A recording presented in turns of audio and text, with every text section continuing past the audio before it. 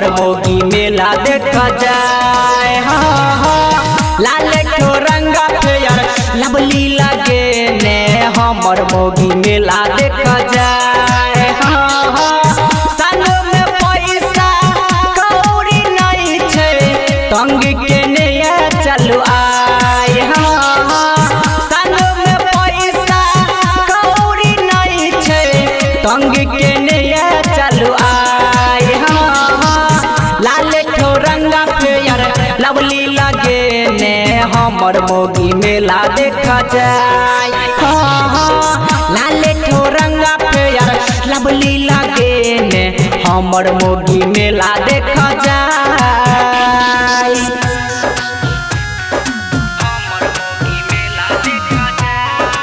Recording by Music Box and Music.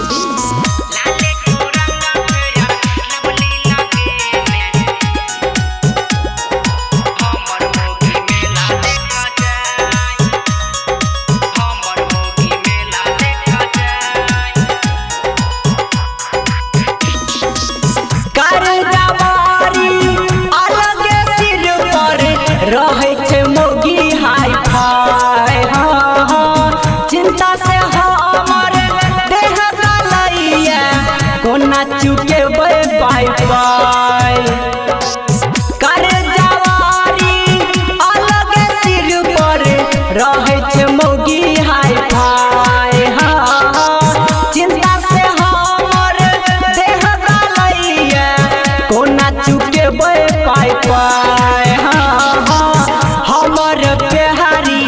कनिया दुलारी कर छे रोज लड़ाई। हाँ हाँ होटो में लाली फेयर लवली लगे ने हमर मोगी मेला देखा जाए।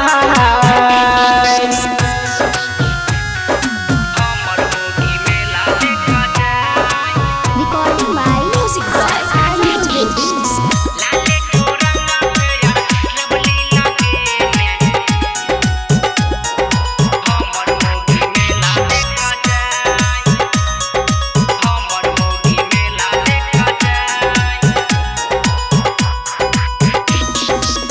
भैंसी बेच के जे रखला रुपैया उहो ई देलक सधाए। हाँ हाँ कहा जितेंद्र दुख ई दैया की एते आबोन सहाय। हाँ हाँ भैंसी बेच के जे रखला रुपैया उहो ई देलक सधाए। हाँ हाँ कहा जितेंद्र दुख सहाय। हाँ हाँ राजा राइटर डीजे सरोज के दई छे सब बताए। हाँ हाँ होटो में लाली फेयर लवली लगे ने हमर मोगी पटना घूम जाए।